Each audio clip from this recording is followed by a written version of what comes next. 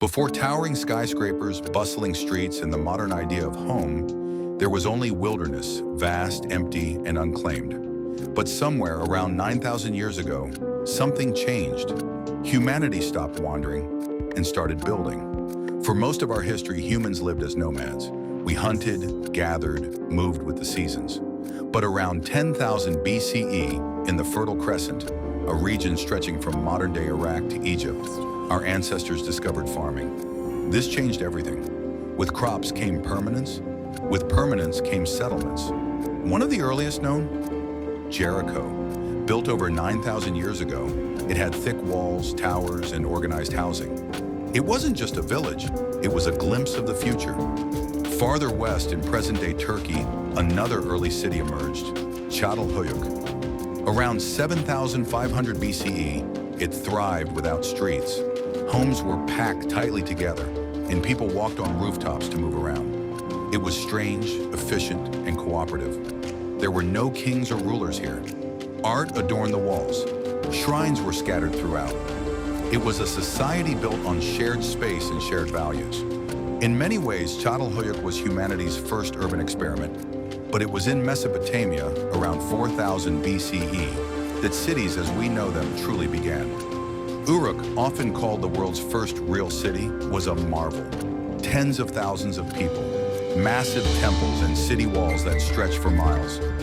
Uruk gave us the world's first writing system, cuneiform. It allowed people to record trade, taxes, and stories, like the Epic of Gilgamesh. This wasn't just a city, it was the birthplace of recorded history. Cities did more than gather people. They transformed what it meant to be human.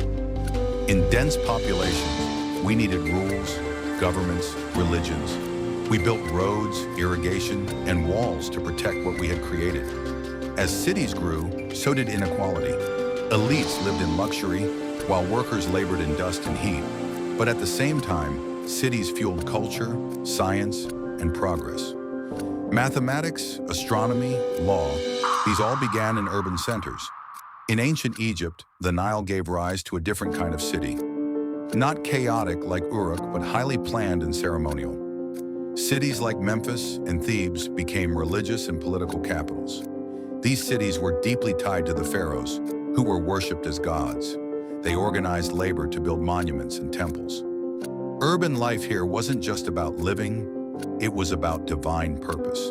To the east, in what is now Pakistan and northwest India, the Indus Valley civilization emerged around 3,300 BCE. Cities like Mohenjo-Daro and Harappa had something extraordinary: sanitation. These cities had grid layouts, sewage systems, public baths, and standardized bricks. Yet no palaces, no royal tombs. Their society was organized, but mysterious.